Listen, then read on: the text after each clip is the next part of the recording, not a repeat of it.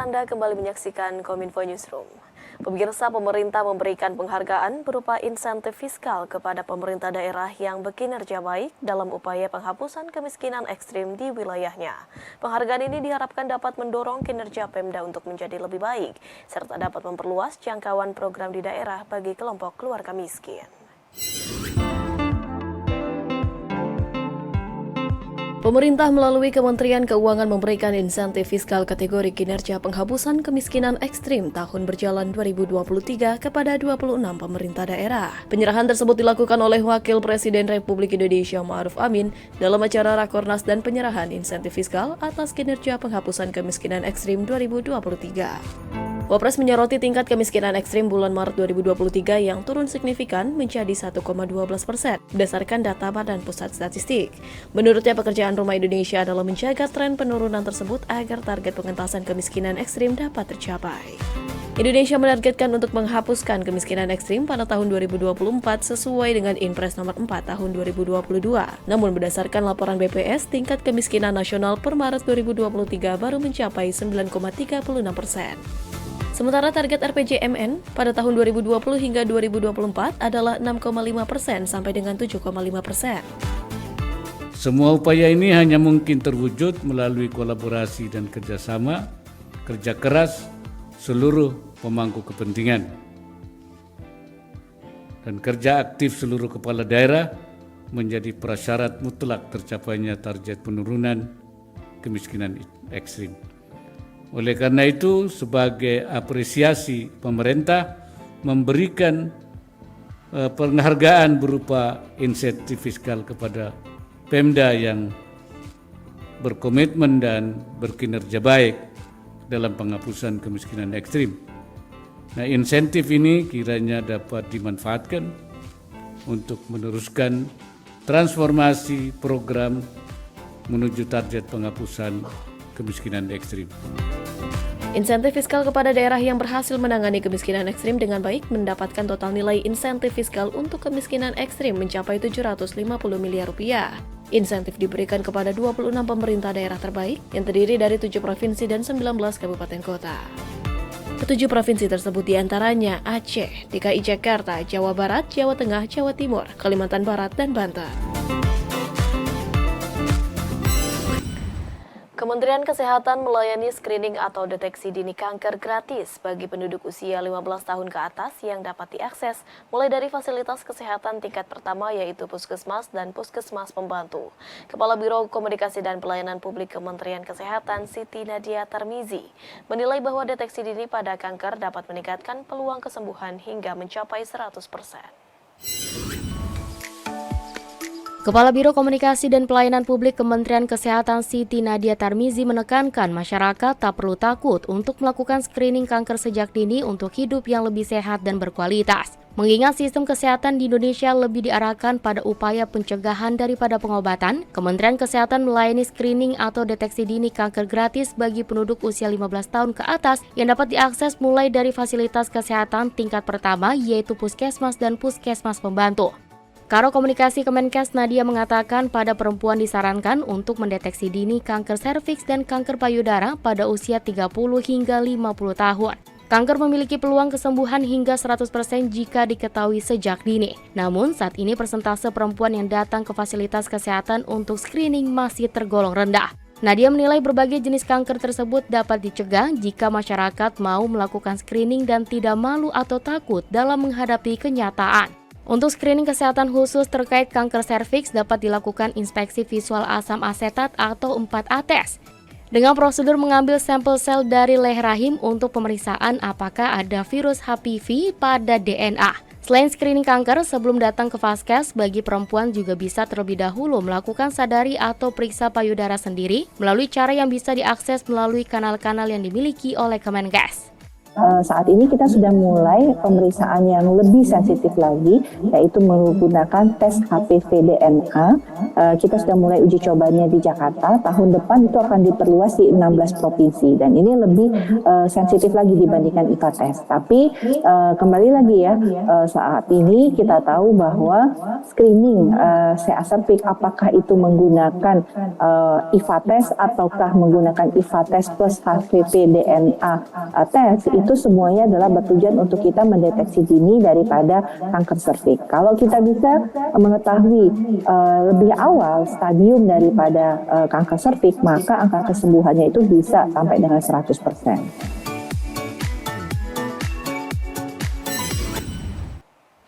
Pemirsa, Direktur Informasi dan Komunikasi Perekonomian dan Maritim Kementerian Kominfo Septria Natangkari dalam acara Temu Influencer menyebutkan bahwa salah satu indikator pembangunan adalah tingkat inklusivitas.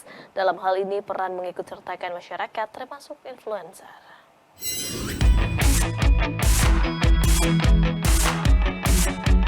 Direktorat Informasi dan Komunikasi Perekonomian dan Maritim atau IKPM Kementerian Kominfo pada Jumat 10 November 2023 melakukan temu influencer yang merupakan salah satu langkah untuk mengajak generasi muda Indonesia khususnya influencer untuk dapat bersama-sama mempromosikan progres pembangunan IKN. Sekretaris Otorita IKN Nusantara Ahmad Jakah Santos menilai influencer memiliki kemampuan yang baik dalam memberikan informasi kepada masyarakat terkait dengan perkembangan suatu program termasuk pembangunan IKN.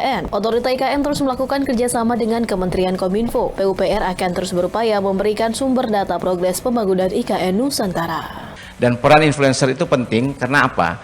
Dalam satu percakapan saya dengan salah satu influencer yang hadir, waktu itu saya ngobrolnya dengan Mbak Asri Welas ya. Beliau itu ketika melakukan Insta Live ya di Nusantara, Instagram Live itu banyak followernya itu yang mend-DM menyatakan itu beneran, nggak percaya gitu sama apa yang dilihat, progres pembangunannya sudah semikian cepat gitu, sehingga beliau mengatakan kok bisa begini ya, ini follower saya banyak yang nanya, ini nggak percaya saya ada di sini katanya. Ya saya bilang berarti harus terus diinformasikan Mbak, karena apa? Banyak masyarakat yang belum memahami atau mendapatkan informasi akurat tentang progres pembangunan yang sesungguhnya. Dan ternyata dengan influencer saya lihat itu justru lebih cepat menuju langsung ke masyarakat yang punya concern. Direktur Informasi dan Komunikasi Perekonomian dan Maritim Kementerian Kominfo Septria Natangkari menyebut bahwa salah satu indikator pembangunan adalah tingkat inklusivitas. Dalam hal ini, peran mengikutsertakan masyarakat termasuk influencer. Saat ini ada 3 tantangan komunikasi publik kepada masyarakat yang dihadapi pemerintah, yakni komunikasi publik yang tidak lagi tersentralisasi tapi terdistribusi, maraknya hoax di era digital, dan kesulitan membangkitkan kesadaran masyarakat akan pentingnya ibu kota negara Nusantara. Disinilah diperlukan peran penting dari influencer atau putra-putri Indonesia untuk mempromosikan perkembangan negaranya. Maraknya berita hoax di era digital, teman-teman lah yang bisa menyampaikan pesan-pesan yang ada. National branding kita itu yang kita lakukan. Kenapa? Masa kita mau sih negara luar menulis tentang Indonesia? Kita bangsa yang punya harga diri, punya etika, dan kita punya adat ketimuran yang tidak dimiliki oleh bangsa lain. Satu yang paling kita banggakan, kita punya gotong royong dan Bhinneka Tunggal Ika. Ada negara lain yang punya? Tidak. Tapi ini adalah kebanggaan anak-anak muda saat ini. Kemudian membangkitkan kesadaran masyarakat dan meningkatkan peran masyarakat dalam mendorong pembangunan IKN. Ayo kita ajak seluruh masyarakat Indonesia melalui tulisan kita, konten kreatif kita, bahwa ini adalah kesempatan yang harus kita terima hari ini dan kita harus bisa melaksanakan semua. Informasi lainnya pemirsa, Kementerian Agama bersama dengan Badan Koordinasi Hubungan Masyarakat gelar sosialisasi Peraturan Presiden Nomor 58 Tahun 2023 tentang penguatan moderasi beragama. Upaya ini dilakukan guna menghindari paham-paham radikalisme dan menyamakan pemahaman terkait dengan moderasi beragama di Indonesia.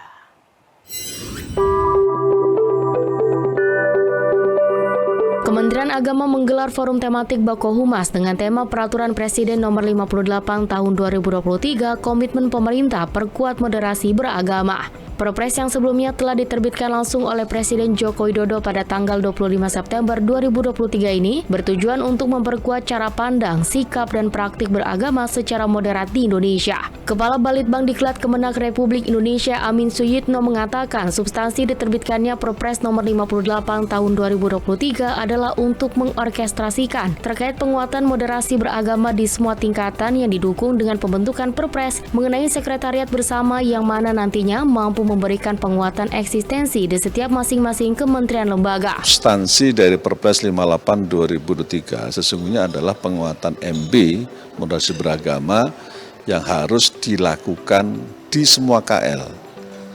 Kalau selama ini terkesan bahwa penguatan moderasi beragama hanya dilakukan oleh Kementerian Agama, maka Perpres 58 itu meneguhkan, jadi semua KL, pusat bahkan sampai Pemda, Pemprov, Pemkot, dan Pemkap itu juga menjadi sasaran dari implementasi moderasi beragama yang distate oleh Perpres 58 2023. Sejak masuk rencana pembangunan jangka menengah nasional 2020-2024, pemerintah secara masif menggalangkan moderasi beragama ini melalui berbagai strategi. Menteri Agama Republik Indonesia periode 2014-2019 Lukman Hakim Saifuddin pun menekankan bahwa moderasi beragama dinilai penting untuk diterapkan di setiap kementerian lembaga maupun pemerintah daerah agar paham yang berkembang tidak berseberangan dengan nilai kebangsaan. Ia juga mengatakan bahwa dalam Perpres ini juga menegaskan kembali terkait proses moderasi yang dilakukan serta dialamatkan terhadap pemahaman dan pengalaman beragama masing-masing kepercayaan bukan dari agamanya itu sendiri dengan mengacu terhadap 4 indikator yakni komitmen kebangsaan, toleransi, anti kekerasan, dan penerimaan terhadap tradisi. Ya beda, jadi bukan moderasi agama. Agama tidak perlu dimoderasi. Karena agama datang dari yang maha benar, dari yang maha sempurna. Karenanya ajarannya pasti sempurna. Yang dimoderasi adalah beragama. Cara kita memahami ajaran agama dan cara kita mengamalkan ajaran agama. Jadi bukan moderasi Islam, tapi moderasi berislam. Bukan moderasi Kristen, tapi moderasi berkristen, moderasi berhindu, berbuddha, berkonghucu, dan seterusnya, dan seterusnya. Karena bukan agamanya yang ingin dimoderasi, tapi cara kita memahami dan mengamalkan ajaran agama yang karena satu dan lain hal itu bisa berlebih-lebihan, bisa melampaui batas, bisa ekstrim.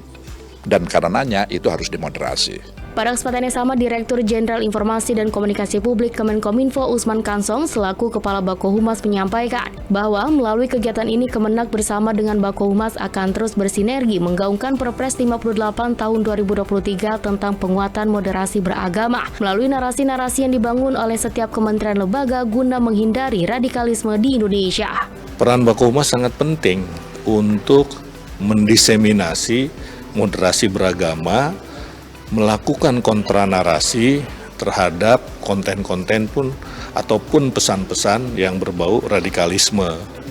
Nah, forum tematis Bako Humas hari ini tentang moderasi beragama menjadi ajang, menjadi sarana yang sangat penting untuk menggugah kesadaran seluruh pengurus maupun anggota Bako Humas bagaimana kita bersama-sama mendiseminasi informasi melalui kanal-kanal yang kita miliki tentang moderasi beragama ini untuk melawan atau melakukan kontranarasi terhadap konten-konten yang berbau radikal.